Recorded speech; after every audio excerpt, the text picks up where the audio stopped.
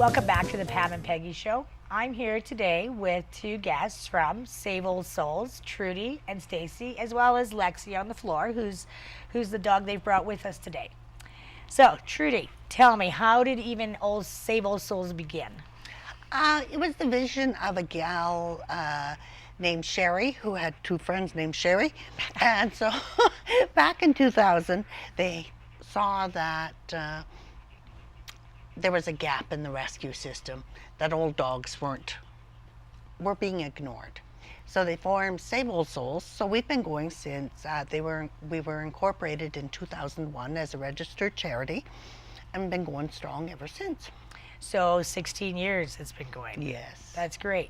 So maybe just let us know, what age does a dog need to be before Save Old Souls steps in, or how does the process work? Although we don't generally take puppies and young adoptable dogs, some kind of fall into our system. So definitely older dogs, which we say 7 and up. But we've had a 10-month-old that was abandoned, and he fell into our system and found his home. But mostly we're older dogs. Okay, so Lexi, is it a 7-year-old dog, Trudy? Yes, we're celebrating year number 8 in September. Okay, so tell me, how did you end up with her, and what is the process now that's going to happen? Lex came to Save Old Souls through a phone call of folks that just weren't able to keep her any longer. A lot of times it's many different reasons, but family reasons, personal reasons. And I had my home was available. And being a Rottweiler, I am the go-to for dogs, large dogs, or especially Rottweilers, because those are the folks, the type of breeds that I have. So she came into our system, and now she's up for adoption. Okay, so if I wanted to adopt her, what's the process? Well, actually, and it's interesting you asked that. Right now, she's got some folks that are interested in adopting her. So we meet up with, if they've got pets or kids or whatnot, we meet up with the whole family in a place that's not recognized by either family. So the dogs don't lay claim to it or anything. A nice big park, and we got lots of those in Medicine Hat. And we just play and see how the dogs interact with the people and each other. And then the folks can make a decision if they want a second meeting. And it can sometimes take a few meetings. We want the right person with the right dog. So Lex, as you can see, is very excitable for her almost 8 years old. Yes. Lex, sit. Sit. Watch your arm. Okay, down. Hey, stay. And we got varying different training types. So we want to make sure that the right dog goes in the right spot. She has more energy, except normally this is her sleeping time, so she's got a little bit more energy than normal. But we want to make sure she goes to a household that would have the energy to walk her and walk her properly. And in her case, perhaps take her to obedience and get her listening a little bit better. So right dog, right family, and that can take a little bit of time. We do a lot of questionnaires, a lot of home visits. Let's go see what your home looks like, and how we also like to see their existing vet records if they've got pets. To see, a big thing is a lot of folks want to have a pet, but it might not be the right time, financially or personally, and we want to make sure it is the right time so the dogs don't have to come back to us and ruin their forever home. So is there a cost to me adopting a dog? Yes. We spend an average of $1,000 per dog. That's our cost. That's because of the shots, or what is The that? shots, usually they require a dental. We do blood work if there's issues. Maybe we're concerned about hips or something like that, x-rays and so on. I have to say dental is a major expense. So our adoption fees range from $250 for a younger dog to $150 for an older dog. Okay, so you don't recover your costs. Oh, we certainly don't. Okay, so let's talk about that, because you don't recover your costs. What are some of the things you do to fund your Save Old Souls? Medicine Hat is very generous to Save Old Souls, and we've been very fortunate that they continue to support us through all these years. We also do a casino, which brings in, the $20,000 every 18 months or so.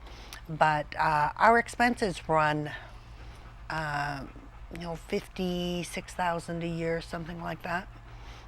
Because it's not just vet bills. Right. There's a lot of expenses in running an organization. And sometimes there's training too, and little outside help that comes in, and the dogs that come in can sometimes be really scared or perhaps not as well trained as they need to, and in order for them to go out into a new home, we want to make sure they've got the best. So sometimes we do need to bring in external sources to help with that. Mm-hmm. Okay, and so you talked about looking for volunteers. That's something you still need, but volunteers at the top end of the organization. That's right. Stacey and I have been on the board for 5 years, and 2 of the other board members have been on for a considerable period of time as well. And we'd like to move on to different things, but we need new people to come into the organization who are willing to take on the responsibilities of a board position: president, vice president, secretary, treasurer. So if I so took on. that on, that role, what is the expectation? What would you say the person needs to invest in time? As president, it's a part-time job. I would say I do about 20 hours a week. Wow. Yeah, a lot of it is phone calls and running around, vet appointments, transporting dogs here, there, everywhere, that kind of thing. That's a lot. And as vice president, how many hours do you think you're spending? Not as much as Trudy. I would say that I'm probably, with phone calls and we do dual duties too. Yes. Calls, I'm adoptions along with one of our other members and So I would say I'm probably not much more than 10, but I should be up closer to what Trudy is. I just haven't put in the effort as much, and we need help with some of that stuff. So would you consider 2 people coming in and doing your role, like not just your Well, position? Because 20 hours is a lot of time per week. It is. Yeah. And I'm willing to do it. And if I wasn't able, then, other people in the organization would pick it up. Right. If I go on holidays, or whatever, we just farm things out. Or, if I say, oh, I've got a busy week, somebody picks up the phone calls or whatever. And that's a good question. So I have an older dog, or let's say my grandma has an older dog. I guess that's impossible now. So my parents, Okay. and they're moving, and they're going into a place that doesn't allow pets, and I'm sure you're running into that. So what do? I just phone you guys, and then what's the process? Okay. Yes, the first contact is usually a phone call, maybe through Facebook or an email. Right, you do have Facebook, and yeah. Yes, but it always ends in a phone call, and we ask for information about the dog. And a lot of time people are just sounding us out. They're looking for options. And so it may be 4 or 5 phone calls, or maybe a couple phone calls, and then we don't hear anything about, They maybe found somebody they personally. found something else. But yes, it's phone calls. When we meet the dog, the owner comes with us to the vet. Blood tests are taken to determine the dog's kidney and liver function. That is our standard of general overall health. And then if they're okay, they may be a little elevated because they're older dogs, but there's, a balance. The vet tells us, yes, this is good. And then we do a full examination, vaccinations if required, and everything else that. We often find that the dog has an ear infection or my dog had spaniel ears. He always had an ear Yeah. infection. It was a pretty Yeah. standard routine. So Trudy, now you're the adopted I'm the foster home. foster home. That's it. Yeah. So, okay. So we talked a little bit about people who have dogs, and maybe with this big dog, is everybody able to take a big dog in an apartment, or how do you see? I think people forget that dogs need a purpose. You can't just expect them to sit without any. Lexus, sit. Sit. She says, I've been sitting a long time. Down. Down. There we go. They have needs. They need to be entertained.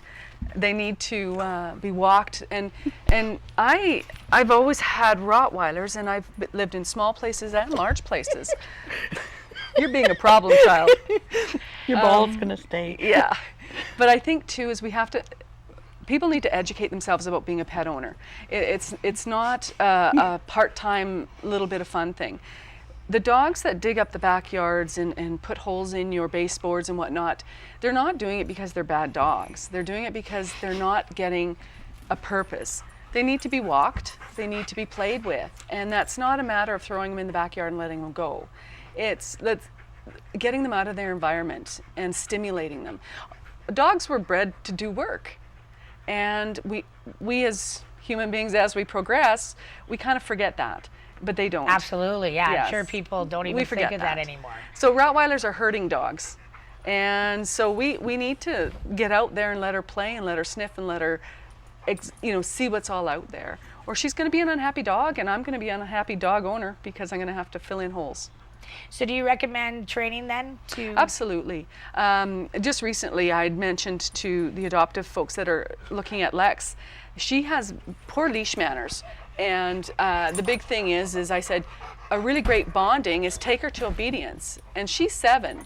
And he said, well, isn't she too old? And I'm like, no. Yeah, the old saying, you can't teach an old dog new tricks. Yes. Not true. Exactly. And training allows the bonding too. It's, are you barking? That's not no, we're not barking. Training allows us to bond. Sit. And allows the dog to understand, I'm dog, you're human, and I need to do what you say. Right. In a consistent way, because then it's not a matter, it's if she got away from me, I want her to listen to me if I see her going to danger. It's not that she's bad, it's that she's a dog. Right. So the training will allow her to listen. And a dog with high energy. Yes, yeah. Normally she's sleeping. Well, again, there's lights, Yeah. there's People are what's talking about going her and on. looking at her. I think her ball's missing. Yeah. Under my tail. Okay, so what advice would you give people if they're in the position and they need help? What's the first step? Phone you, then meet with you. Should people look for their own place to rehome their dogs, or is it best not to do that? Oh, we hate Kijiji. We hate it so much. Okay, yeah, that's a good point. But the wonderful thing is there's lots of rescues in Medicine Hat. We're not the only one. And there's the SPCA, and A-Park also rehomes their found dogs and so on. So there's lots of contacts. And if you try hard enough, you can find a good, safe spot for Right. your dog. So the advice, don't advertise on Kijiji. Get a hold of you guys or one of the other agencies, which is the Yeah. SPCA. And what was the other one? There's Cleo's Karma, there's Persian Dreams, K-9 Themes, Prairie Pitbull is in the wow. area, as well as the SPCA. So Great. there's lots of options out there. Okay, thanks guys. Thanks for coming, and thanks Lexi for being patient as you can in this environment. So Dog. thanks. So Pam and Peggy will be back shortly.